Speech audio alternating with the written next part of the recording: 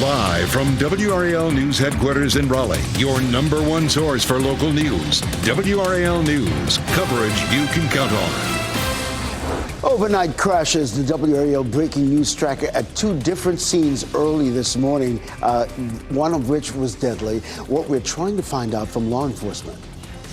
And some patchy light rain overnight may make for some damp conditions on the roads. It could be wetter for the evening commute. I'll walk you through the timeline. And student killed in a crash. A teen is dead, another charged with a DWI in Holly Springs. How the school is responding to the tragedy as they return to class today. One of many stories we have for you on your Monday morning. Thank you for making us your choice for news. I'm Michelle McConaughey. And I'm Ken Smith, of course, this morning. A little chilly, a little wet out there, but that rain has moved on. Let's get back to meteorologist Elizabeth Gardner in the WRAL Severe Weather Center, tracking it all for us. We do have another patch of rain that's back here across the Triad that's starting to creep into some of our western counties. We'll zoom in here, and you can see some showers in Siler City and over closer to Pittsboro, kind of north of Sanford. Also from, say, Alamance County, stretching over toward Orange County, over around Hillsboro.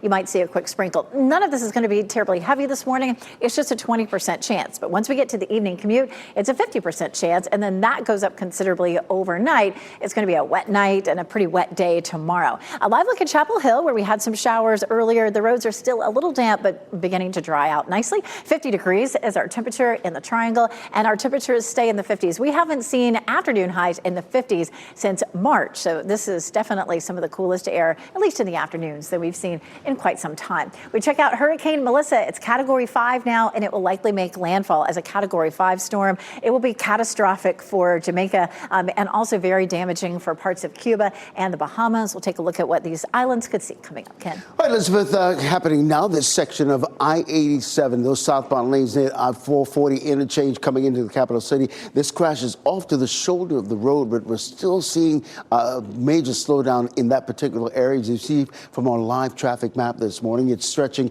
almost back to Hodge Road. Not really anything that's going to make you late because, as you saw, traffic is moving along at a rather steady clip. Right now, you're looking at a 3-minute delay if you're coming in from Nightdale this morning. Things are getting a little busy on US 1 coming in from Apex. We're seeing a little bit of a slowdown around Highway 55, so keep that in mind. A 9-minute delay if you're coming in from Wake Forest.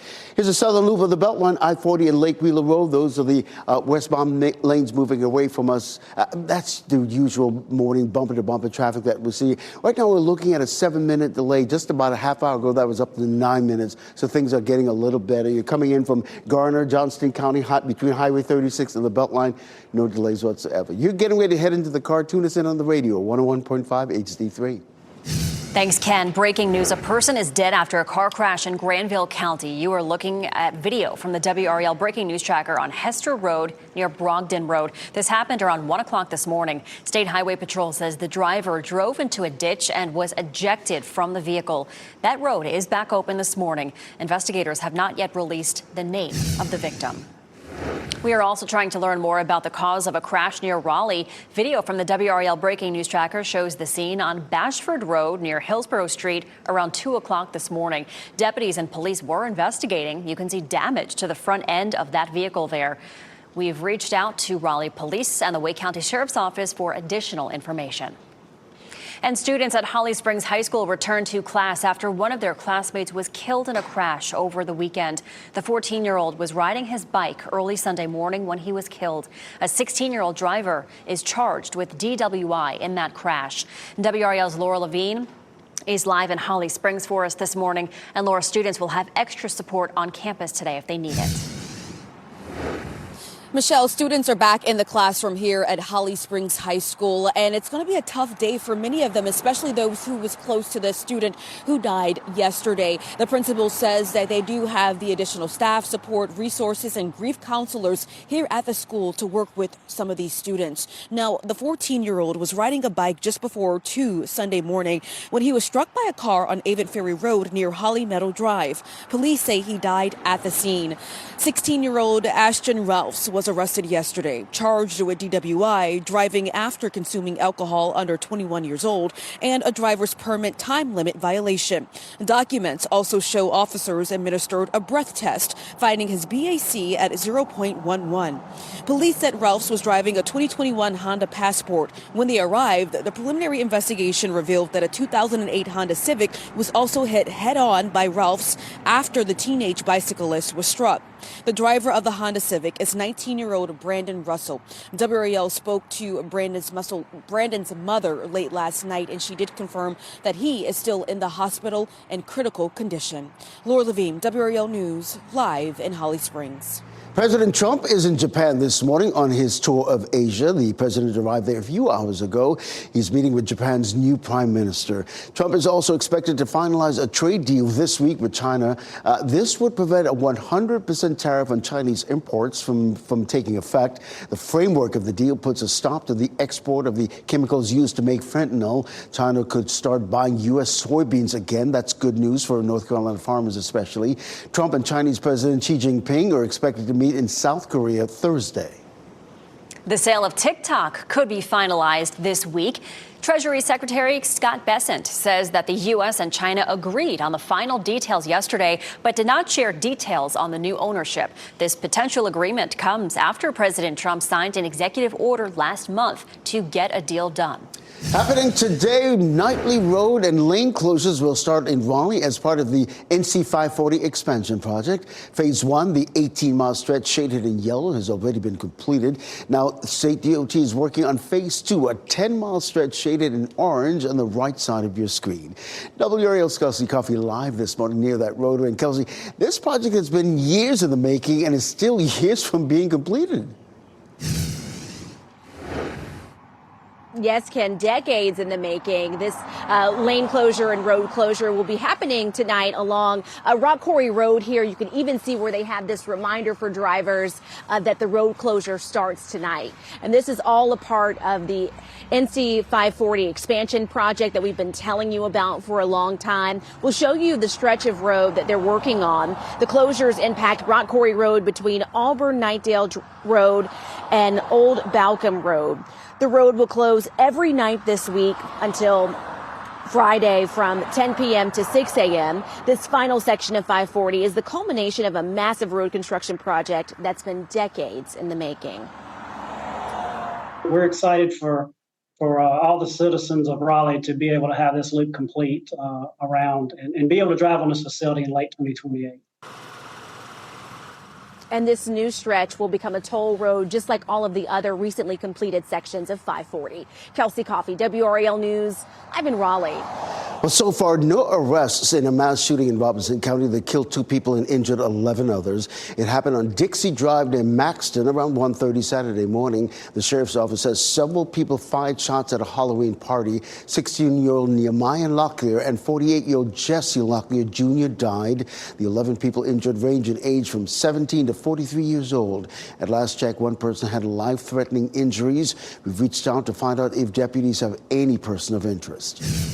The man accused in a series of car break-ins outside Lenovo Center is due in court today. 15 cars were broken into during the NBA Youngboy concert on Friday night. Police arrested 33-year-old Ontarius Barrett. He faces charges including breaking and entering and possession of a stolen firearm. Happening today, the governor's highway safety program kicking off its Halloween Booze It and Lose It campaign. Increased patrols will start today and run through Sunday. The goal is to minimize the number of impaired drivers on our roads. They also want to inform drivers about the risks of driving while under the influence. Also happening today, the state superintendent will be in Robeson County to talk about the new North Carolina schools strategic plan. Superintendent Mo Green will be giving a presentation on how parents and educators can get involved in the 5-year plan. The initiative was launched back in August. Some highlights of the plan include community engagement, career development for students, and teacher recruiting. Today's presentation will be at the Lumberton High School Auditorium at 6 p.m. It is open to the public. Now to the NFL, the Green Bay Packers picking up a road victory on Sunday Night Football. The Packers took the lead and pulled away with 21 points in the fourth quarter. Quarterback Jordan Love threw 3 touchdown passes to lead them to a 35-25 win. Next week, the Packers return to Lambeau Field to take on the Carolina Panthers. And the Panthers will be looking to bounce back from a huge loss against the Buffalo Bills yesterday. Quarterback Andy Dalton struggled while filling in for the injured Bryce Young at home. He threw an interception and was sacked 7 times. The Bills rolled on to a 40-9 victory. The Panthers will play the Packers at 1 p.m. on Sunday on Fox 50.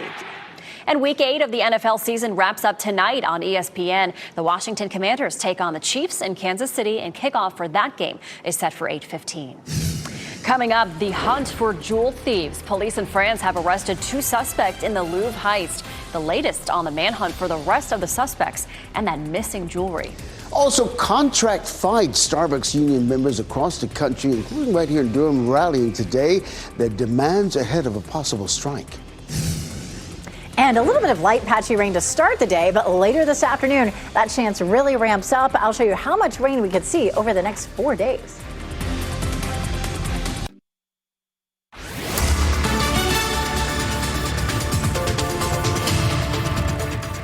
8:13, a check of the tropics. Of course, we have powerful Category 5 Hurricane Melissa bearing down on Jamaica. Already, they're starting to see some of those rain bands. Look at the difference in size of the hurricane and the island of Jamaica. The island of Jamaica is anywhere from maybe a third to a quarter of the size of the hurricane itself. Unfortunately, it's also moving very slowly, so the longer it sits there, the more damage it's able to do. Right now, it has winds at 160 miles per hour. It is likely to make landfall late tonight, early tomorrow morning as a Category 5, right across Jamaica, and then head toward eastern Cuba as a Category 3, and then the Bahamas as a Category 2, and then it stays offshore with no real impacts for us, maybe just some rip current danger, but of course it's not really swimming season on our coast. Heavy rain up to 30 inches in Jamaica, up to 20 inches in Cuba. Of course, we'll see deadly landslides, storm surge, all of that. It's just going to be a real devastating situation for them. We're going to see some patchy light rain today. We'll talk about when our rain could get heavier coming up, Ken. Those numbers from Melissa just take your breath away. Listen, we're here at home. I-440, 87 interchange coming into Raleigh. This is causing quite a bit of onlooker delay. You can see the tow truck just showed up a little while ago, but it's causing still some delays on I-87 in the southbound lanes all the way back to Hodge Road. So if you're in a rush this morning, you might want to take the Hodge Road exit, work your way over to Pool Road, and then back onto the Beltline, because right now you're looking at a 7-minute delay coming in from Knightdale, and a 7-minute delay also if you're coming in from Wake Forest as well. All right, thank you, Ken. French police are searching for the remaining suspects in the Louvre jewelry heist today. Police arrested 2 of the 4 suspects in last week's robbery that lasted just 7 minutes. Prosecutors say one of the men was arrested at the airport as he was preparing to leave the country. Investigators still trying to track down the remaining suspects and recover the missing jewelry valued at over $100 million. The U.S. Navy is investigating 2 separate aircraft crashes. All crewmen were safely recovered in the crashes involving a Seahawk helicopter and a Super Hornet fighter jet. The U.S. Pacific Fleet says the helicopter went down in the South China Sea during routine operations. And then about 30 minutes later, the fighter also went down in the South China Sea. All crew members are reported to be safe. Both aircraft were based off the USS Nimitz aircraft carrier. The Navy has not released any details about what may have caused those crashes. And a recall alert to tell you about this morning. Hormel Foods recalling millions of pounds of chicken over possible contamination. The Department of Agriculture says this impacts the company's ready-to-eat frozen chicken products, mainly the fire-braised thigh and breast meat. The recalled products were sold to hotels and restaurants between February 10th and September 19th of this year. The USDA says these products could have metal in them. No incidents or illnesses have been reported so far. Hormel is encouraging people to throw out the chicken immediately if you still have it. We'll be damp and in the 50s the next few days, and it's all because of a pattern unique to North Carolina. Let's get right to meteorologist Chris Michaels showing us how rare it is in today's Ask the Meteorologist. Hey, Chris. Hey there, Ken. Yeah, so this is unique to our part of the country, and it's a pattern we talk about pretty often this time of year, actually. It's called cold air damming, where high pressure is off toward the north, and you see how that surface wind is coming in off the coast coast of New England. So it's that cooler air that gets banked up the mountains. But a few thousand feet above us, the air is warmer. So it kind of locks in the cooler air at the surface. So much so that look at the mountains. Their highs today only in the 40s. Here at home, our highs are only in the 50s. Then you've got the very warm water in the Gulf Stream. So you have that contrast in temperatures, which means that you get a storm system, a coastal low to develop and feed us with that chance for some rain. If this were happening in December or January, we'd probably be talking about snow or ice. But these nor'easters and these coastal lows, they tend to happen most often between now and the month of April because of that temperature difference between land and ocean. Now, the most recent time that we were in the 50s for highs, you have to go back to March the 9th. This is your average high for December 4th through 7th. So for those of us that want to get that Christmas decorating done a little too early, this weather's kind of doing it for you, no? Yeah, and there are people like that. Hey, Chris, thanks. Well, happening today, Starbucks baristas in Durham who are part of a union will be on the picket line. It's part of a nationwide rally over contract negotiations. Union workers will vote this week whether or not to strike, and it's doing stalled contract negotiations. Unionized locations want a contract with better hours and higher pay. They also want a resolution for hundreds of outstanding unfair labor practice charges. The voting ends November 1st. If they decide to go on strike, this will be the third national strike involving Starbucks since last December. The ACC was once the undisputed king of men's college basketball leagues. We'll all agree with that, right? But now it's working to regain its luster. WRAL Sports investigative reporters found that the league is reformatting. It's doing away with old rivalry games and incentivizing wins against teams in other conferences. That way, more ACC teams can maybe have a shot at getting into the NCAA tournament. You can read more about our in-depth story right now on WRAL.com. Times 8:18 here on the WRAL Live Center. Ken, want to show our viewers this right now. Just the aftermath there of the State Fair. Fun times, right? If you had a moment to stop by there, they're in the process of cleaning up. We've seen some vehicles going there, kind of picking up some of the trash, and you'll look toward the bottom right part of the screen. There's still some trash bags on the ground, but again, the expectation is that they'll clean things up as they're wrapping all the things up from all the fun from the last week or so. Keep in mind, we are expected to know what the total is regarding the people who attended the State Fair. They were shooting for $1 million. We'll see if that actually happened this year. If you didn't get those Peachy's Donuts, maybe dab your tears this morning with that. But otherwise, you can see the sky is looking pretty gray, kind of setting the mood for today's weather forecast. All right, thank you, Chris. Well, taking another live look at Jamaica this morning as we track the impacts there from Hurricane Melissa. Melissa, currently a powerful Category 5 storm. Parts of the Dominican Republic have already dealt with torrential rain and flooding, and Jamaica's Prime Minister urging people to take all measures necessary to protect themselves. We are expecting to hear from government officials around 11:30 a.m. our time, so we will keep an eye on that. But this is a very powerful storm, Elizabeth, going to be really devastating for them. It really is. Even at the end of last week, the National Hurricane Center was already saying catastrophic when they were talking about Jamaica, and just heartbreaking. We're going to talk more about it in just a little bit. We do have some rain that's starting to creep back in. We had some showers overnight. You might run into some damp roads, but not a lot of rain out there, except we're starting to see some of that pushing into Chatham County from Pittsboro over toward Jordan Lake, and then Durham, Chapel Hill over toward Hillsborough, starting to see some rain in the southern part of Orange and Durham counties. Here's a look at the big picture. We do have a low that's in the Gulf right now. And in tandem with that, a low will develop off our coast. And we're going to talk about some of our coastal impacts, especially for the Outer Banks. I think we know the drill. We've done this, I think, 3 or 4 times already. And this is going to be a little bit different. The low will move away, and then a second low will move from the Rockies and develop as it moves across the Mississippi Valley and bring us more rain late Wednesday into Thursday. So we have 2 systems that'll cross the area, giving us a good chance for rain. Here's Futurecast for us as we get through the morning. We'll see just some patchy light rain. Once we get into the middle to latter part of the afternoon, that rain starts to pick up in coverage and intensity, and by the evening commute, it's likely to be fairly wet. Definitely wet from dinner time all through the day. Tomorrow, we'll pause it in the morning there, and you can see it's going to be a wet commute tomorrow. We'll see rain on and off through the middle of the day, and gradually tapering off as we get closer to the evening. How much rain total? I think we're easily looking at 1 inch to 2 inches.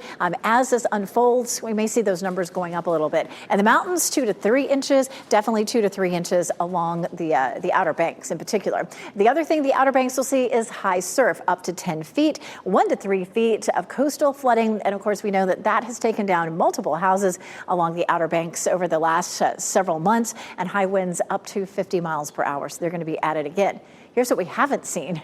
As the system pulls out, we may have some snow in the mountains on Thursday before Halloween. Right now, we're looking at some damp conditions on the roads in Sanford and some cool temperatures. Our high temperature around 50, and we're going to see the coolest afternoon highs that we've seen all season with temperatures in the 50s. I'll show you when we normally see that. Fortunately for Halloween, we're back to some sunshine and dry conditions. Ken? Well, Elizabeth, things have definitely cleared up around I-87, 440 interchange there. You can see that crash off to the shoulder of the road, but you're still seeing some lingering delays there on I-87, almost back to Hodge Road. If you're in a rush this morning, might want to get off on Hodge Road, work your way over to Pool Road, and then back onto the Beltline this morning, because really right now you're just looking at a couple of minutes delay, a couple of minutes if you're coming in from Apex, and just a 7-minute delay if you're coming down from US 1, run from Wake Forest this morning. That's the southern loop of the Beltline. Those are the westbound lanes moving away from us this morning. That's a usual slowdown that we see this time of the morning. You're looking at a 4-minute delay.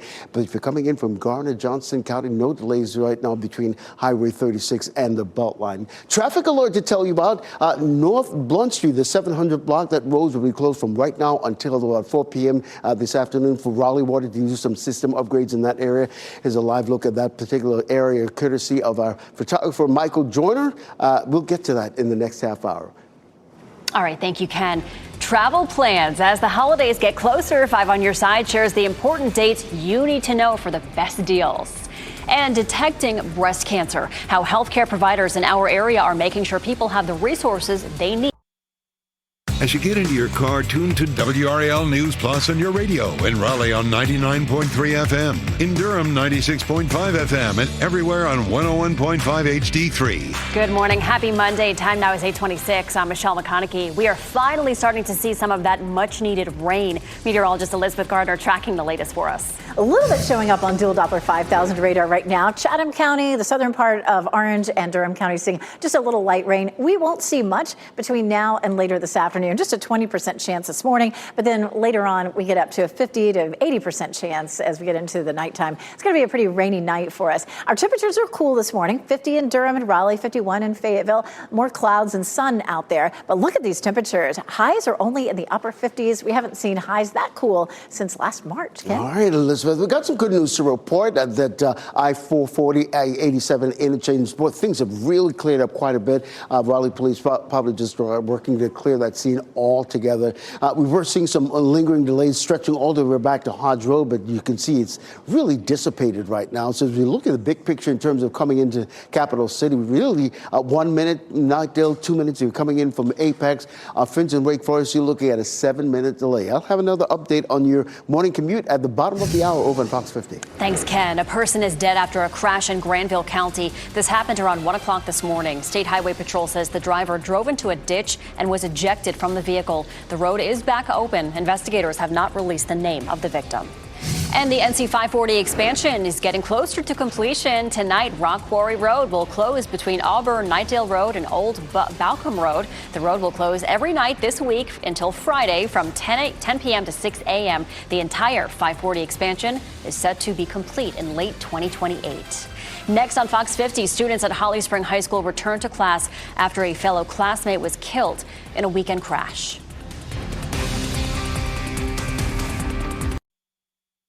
Shot in 4K ultra high definition. Your number one source for local news. WRAL News. Coverage you can count on.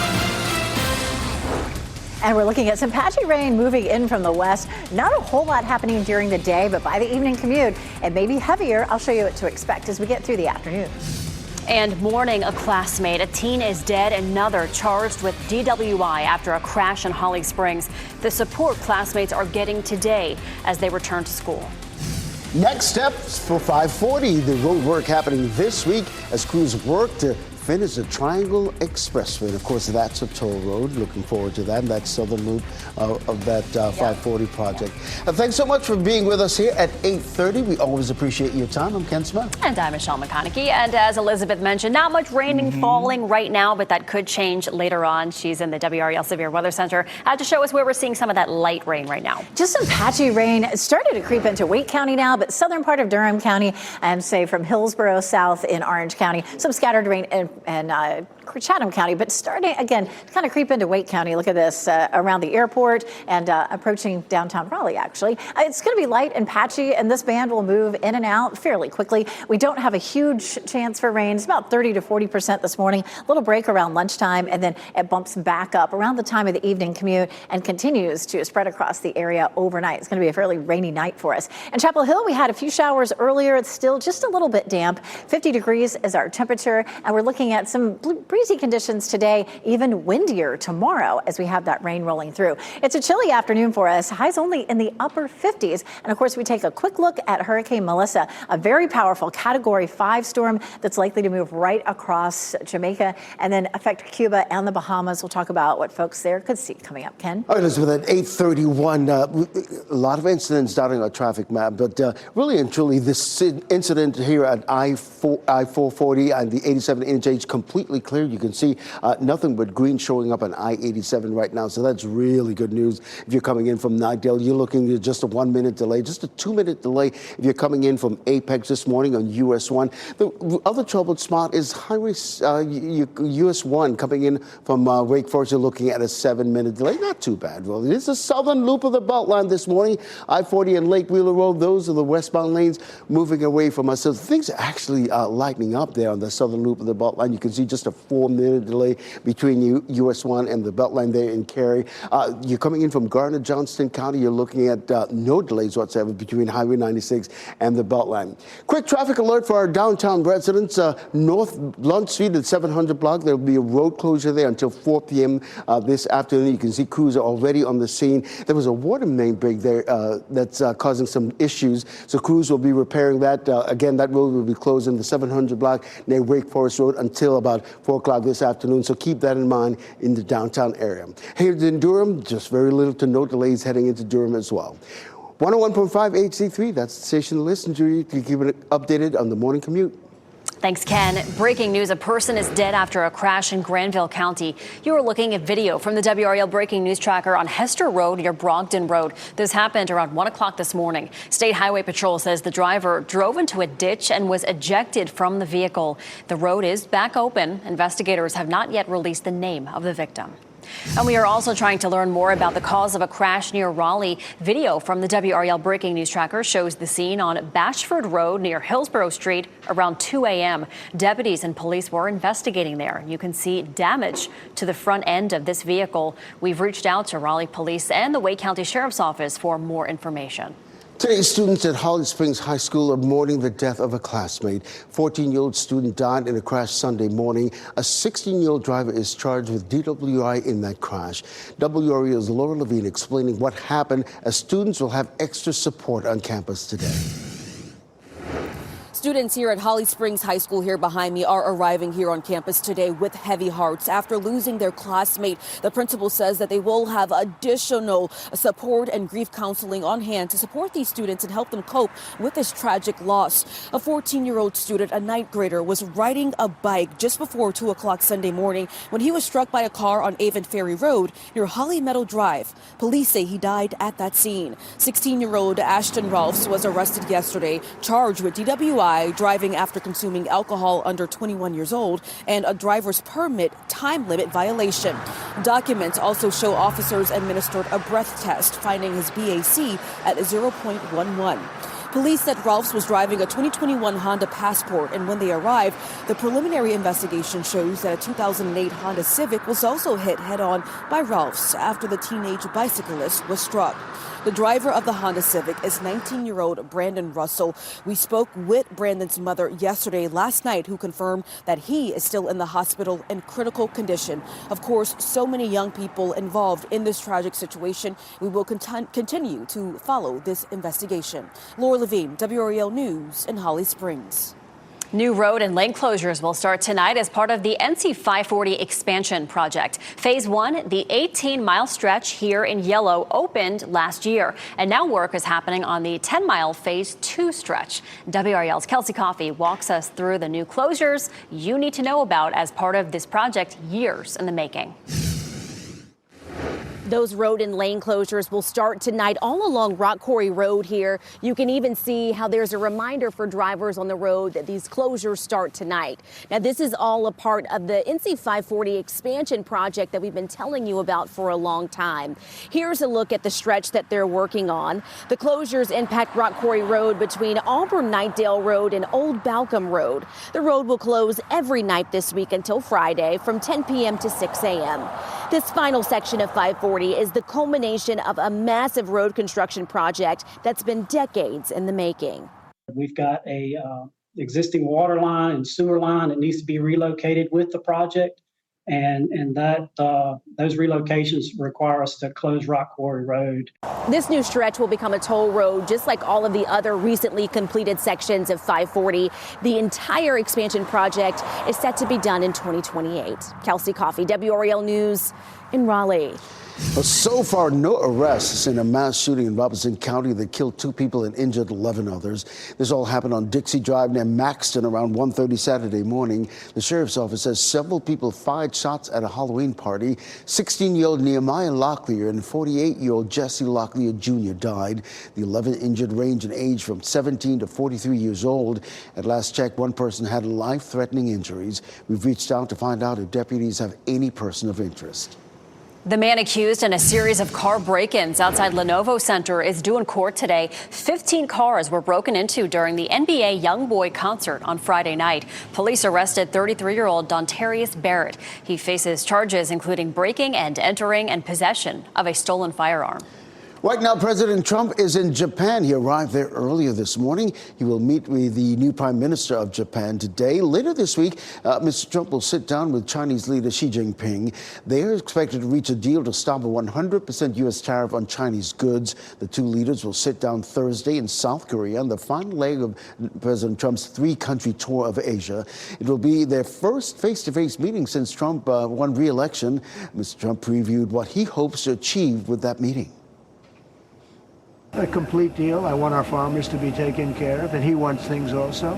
We're going to be talking about fentanyl, of course. I think we have a really good chance of making a very comprehensive deal. Presidents Trump and Xi are also expected to finalize a deal to allow TikTok's use in the United States to continue. Last month, the White House announced an American investor group would operate the app's algorithm in the U.S. Now, President Trump also said he would consider extending his Asia trip to add a meeting with North Korean leader Kim Jong-un. Time is 8:38 here in the WRAL Live Center. I wanted to show you this right here, this article that we're following, that President Donald Trump says that he could pick the next Fed chair within the next few weeks. Treasury Secretary Scott Bessent said the choice is actually down to 5 candidates, including current Fed governors Christopher Waller and Michelle Bowman and BlackRock executive Rick Ryder. These are just 3 of the 5. President Donald Trump told reporters he could name the new chair by the end of this year, but it is important to note current Fed Chair Jerome Powell is set to be in that role until at least May of next year. Tomorrow night, the NBA on NBC is going coast to coast. A doubleheader of action will showcase top teams in the Eastern and Western conferences. The Milwaukee Bucks will host the New York Knicks. That game starts at 8 p.m. And then after that, the LA Clippers will take on the Golden State Warriors. That game tips off at 11 p.m. You can catch all of the action on WRAL. And right here on Fox 50, it's Game 3 of the Major League Baseball World Series tonight. The Toronto Blue Jays headed south to take on the Los Angeles Dodgers. The series are tied 1 apiece. First pitch, 8 p.m. Product of deception. A woman finds out she was conceived by a Duke University fertility doctor without her parents' knowledge. How she's turning her trauma into advocacy. Oh, hey, planning your holiday travel? Yes, it's almost that time of year already. 5 on your side shares the important dates quickly approaching when it comes to getting the best flight deals for Thanksgiving and Christmas. And some much needed rain. Taking a live look from Southern Pines. No rain yet. The next storm system is moving through our state this week, though. Ahead, meteorologist Elizabeth Gardner will show us how much rain we'll see and why it won't put a damper on your Halloween plans.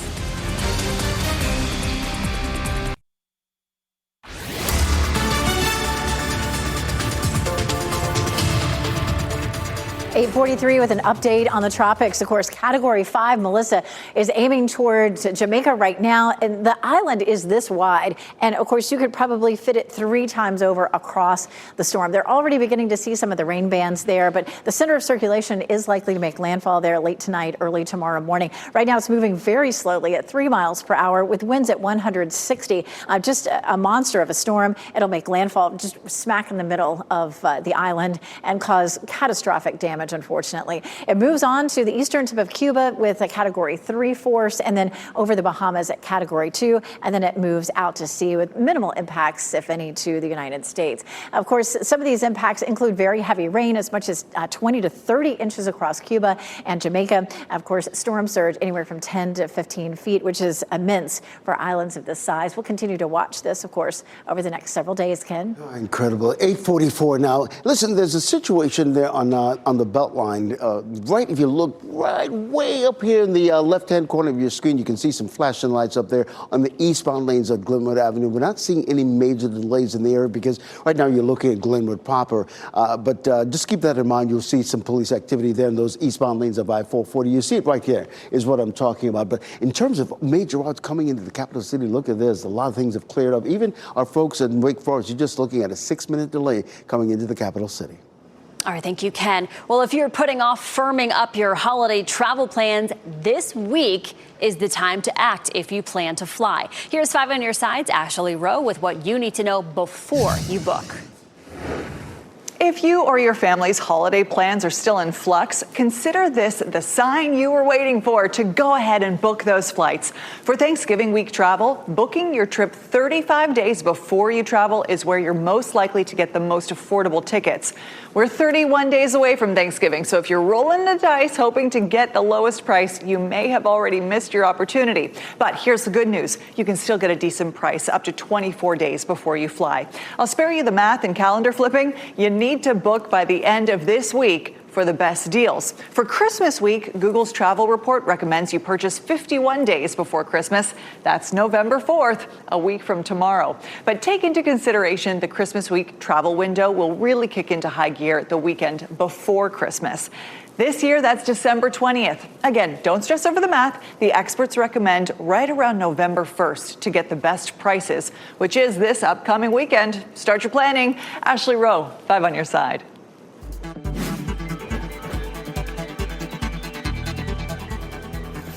All right, a big reveal at the end of the North Carolina State Fair. And a surprise announcement from Nelly Furtado. Here's a look at what's trending, Ken. Well, as the state fair comes to a close, we are getting a look at the insides of the pumpkin winner. This year's winner weighed in at 2,224.5 pounds. The pumpkin was cut open to harvest the seeds for next year's competition. Yeah, my goodness. We took the children by to see these huge produce. They're enormous. Like, oh my gosh. And the perspective of seeing that lady stand next to that thing just shows you how big it is. Unbelievable. Yeah, it's crazy. So listen, singer Nelly Furtado is stepping away from performing and is unclear if she will return. The 46-year-old making the announcement on social media over the weekend. She says she plans to pursue other creative outlets but did not provide specifics, Michelle. Well, she's had a good run. She released her new album just last year, her first one in 7 years. Wow. She kind of took a little bit of a break. Mm-hmm. She came back, and now she's saying, look, that's it for now. Yeah. I'm going to go explore other areas. Yeah, she's been in the game for like 25 years. Yeah, no, she's great. Yeah. All right, well, we are hearing new reaction from a woman whose life was turned upside down after she learned her real father was a Duke doctor who apparently used his own sperm when her mother sought fertility treatment. She believes she has at least 20 half-siblings. Summer McKesson says the last 3 years she's been diagnosed with 2 dangerous genetic conditions, including Marfan syndrome. She's learned through a DNA test her biological father is former Duke University Hospital fertility director Charles Pete. She is sharing her story now, hoping to warn any other unknown half-siblings out there. The mothers deserve to know that this happened to them. And then children, all of the half-siblings deserve to know their medical history. McKesson wants North Carolina's lawmakers to take action to hold doctors like her biological father accountable and to protect kids like her. Dr. Charles Pete died in 2013. We've reached out to Duke Health. It said, in part, we have been made aware of unacceptable actions by an individual that occurred in our program in the early days of fertility care during the late 1970s and early 1980s. The unacceptable actions could not happen today at Duke Health and should never have happened. Local health providers are coming together to make sure uninsured women can get preventative care they need to detect breast cancer. WakeMed, Raleigh Radiology, and Seedmen's Health Years are teaming up for the 4th year to provide 3D mammogram screenings. Women over 40 can receive a mammogram through the mobile mammography bus. It's parked at WakeMed's Raleigh Medical Park on Sunnybrook Road. Now, the bus will be there today through Thursday from 11 in the morning until 7 this evening. Appointments are full, but there will be some space for walk-ins. Last year, nearly 400 women got the potentially life-saving screenings. Domestic violence survivors are remembering those lost to abuse. Among the people at yesterday's rally at the state capitol, Christy Melvin. She says her estranged husband shot and killed her 3-year-old son, Jesse, then turned the gun on himself, all while on the phone with her. That was 13 years ago. Melvin is pushing for stronger protections in the family court system in a bill called Jesse's Law. And if you're not properly trained, how can you make a proper decision that's the right decision to protect the people you're making that decision for? I don't want to continue to hear about children being murdered because they're given to their abuser. Jesse's Law passed in the State House earlier this year. Melvin and others here want state senators to follow suit. I want to give you a live look now at Kingston, Jamaica this morning as that island nation prepares for Hurricane Melissa, now a Category 5 hurricane. The Jamaican government ordering mandatory evacuations for several vulnerable coastal communities, including Kingston, Port Royal. The storm could still be a Cat 5 when it's set to make landfall tomorrow morning. Melissa is expected to bring life-threatening flash flooding, landslides, destructive winds, and storm surge to Jamaica. And being from the islands, Elizabeth, I can fully relate to what's happening there. And my sister, her in-laws, still have family in this area, so they are bracing that what could be a catastrophic opportunity there. So there's never been a Cat 5 hurricane make landfall in Jamaica. So, this is uncharted territory. I mean, it sort of reminds us of what happened, in the mountains of North Carolina to some degree. This will be worse than that, but, something that's just never happened before there. So, our hearts go out to them. This is going to be hard to watch over the next few days. For us, we're just looking at a few light showers across our area this morning. It's not a lot out there, but we're beginning to see some rain from Raleigh northward, back over across Durham, back down to the south, and more of that back to the west. So we're going to see just light showers moving through during the morning hours. The big picture looks like this. There's a low down along the Gulf. We're going to see a tandem low developing off the coast of North Carolina, and that's going to bring some impacts to our coast. A secondary low rolls in again on Wednesday, and that's going to continue that threat. So we take a look at Futurecast, and for some reason, it's not showing up right now. Go back and see if we can reset that. But this gives you an idea of the timeline just as well. 40% chance during the day today, but once we get into the evening commute, it's a 50 to 60% chance. Overnight, 80%, and then 80% on Tuesday. So we're definitely going to see some waves of rain much more frequently for tonight and tomorrow. Then a little bit of a break, and our second low arrives on Wednesday and lasts until Thursday. Right now, thankfully, Friday looks dry for the trick-or-treaters. Here's a live look at Durham. The streets and the sidewalks are definitely wet. Nothing heavy, but the rain is coming down there right now. 50 degrees is our temperature around the Triangle, and our highs will stay in the 50s in the Triangle and just 61 in Fayetteville. We haven't seen a high this chilly since early March, so this is going to feel a little bit like winter for us. These temperatures are normal for highs in in December. Then we look at Friday. Finally, we're going to see some sunshine breaking out, which is great news. High of 61. Trick-or-treat time temperatures will be in the low to mid 50s, which should be perfect. But we do have 4 days worth of rain. We're looking at anywhere from 1 to 2+ inches across our area. And then don't forget Saturday. The weekend looks nice and dry, but we set the clocks back 1 hour Saturday night, Ken. Looking forward to that. So listen, here's what we're looking at in terms of the situation that's happening with our live traffic map this morning. It's a situation where, here we go. We've got I-440 and Glenwood Avenue. There was a situation on those eastbound lanes this morning, but right now we're not seeing any major delays. And really and truly, we're not seeing any major delays coming in right now. We have more news within traffic after the break.